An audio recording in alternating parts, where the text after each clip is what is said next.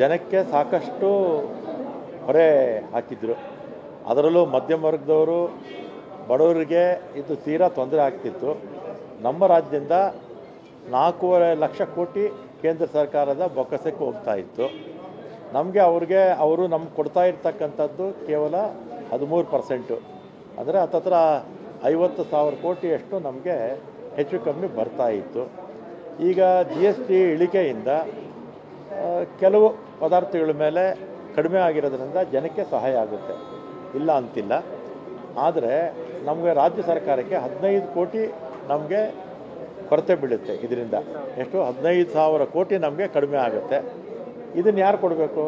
ಕೇಂದ್ರ ಸರ್ಕಾರ ಕೊಡಬೇಕು. ನಮಗೆ ಅಂತಲ್ಲ, ಎಲ್ಲ ರಾಜ್ಯ ಸರ್ಕಾರಗಳು ಕೂಡ ಕೇಂದ್ರ ಸರ್ಕಾರ ಕೊಡಬೇಕು. ಕಾರಣ ಏನಂದರೆ ನಮಗೆ ಕೊಡ್ತಾ ಇರ್ತಕ್ಕಂಥದ್ದು ಕೇವಲ 1 ರೂಪಾಯಲ್ಲಿ 13 ಪೈಸೆ ಮಾತ್ರ. 13 ಪೈಸೆ ಮಾತ್ರ ಕೊಡ್ತಾ ಇರೋದ್ರಿಂದ ರಾಜ್ಯ ಸರ್ಕಾರ ಈಗ ಈ ಒಂದು ಹೊಸ ಬದಲಾವಣೆಯಿಂದ 15,000 ಕೋಟಿ ನಷ್ಟ ಆಗ್ತಿರೋದ್ರಿಂದ ಕೇಂದ್ರ ಸರ್ಕಾರನೇ ಇದನ್ನು ಎಲ್ಲ ರಾಜ್ಯಗಳಿಗೂ ವಾಪಸ್ಸು ಕೊಡಿಸ್ಬೇಕು. ಅವರೇನು ಹೆಚ್ಚುವರಿಯಾಗಿ ನಮ್ಮ ಹತ್ರ ತಗೊಳ್ತಾ ಇದ್ದಾರೆ ಅದನ್ನು ನಮಗೆ ಕೊಡಬೇಕು. ಆಗ ರಾಜ್ಯ ಸರ್ಕಾರಗಳು ಸ್ವಲ್ಪ ಉಸಿರಾಡೋದಕ್ಕಾಗುತ್ತೆ. ಇಲ್ಲಾಂದರೆ ಈಗೇನು ಇದೇ ಥರದ ವಾತಾವರಣ ಇದ್ದರೆ ರಾಜ್ಯ ಸರ್ಕಾರಗಳೆಲ್ಲ ಕೂಡ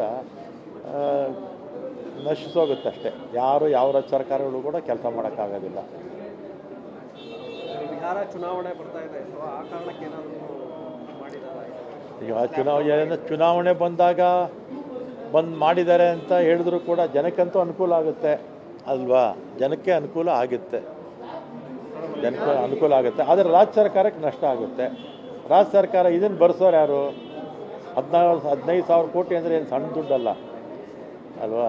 ಇದನ್ನು ಕೇಂದ್ರ ಸರ್ಕಾರ ನಮ್ಮ ಹತ್ರ ಹೆಚ್ಚುವರಿಯಾಗಿ ಅವ್ರು ತಗೊಳ್ತಾ ಇದ್ದಾರೆ.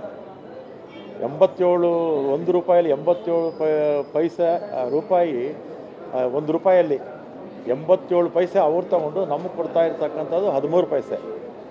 ಅದರಿಂದ ಅವ್ರ 87 ಪೈಸೆನಲ್ಲಿ ಕಡಿಮೆ ಮಾಡಿಕೊಂಡು ರಾಜ್ಯ ಸರ್ಕಾರಕ್ಕೆ ವಾಪಸ್ ಕೊಡಲಿ ಅಂತ, ನಮ್ಮ ಸರ್ಕಾರ ಅಂತಲ್ಲ, ಎಲ್ಲ ಸರ್ಕಾರಗಳು ಕೂಡ ಅವರು ವಾಪಸ್ ಕೊಡಬೇಕು.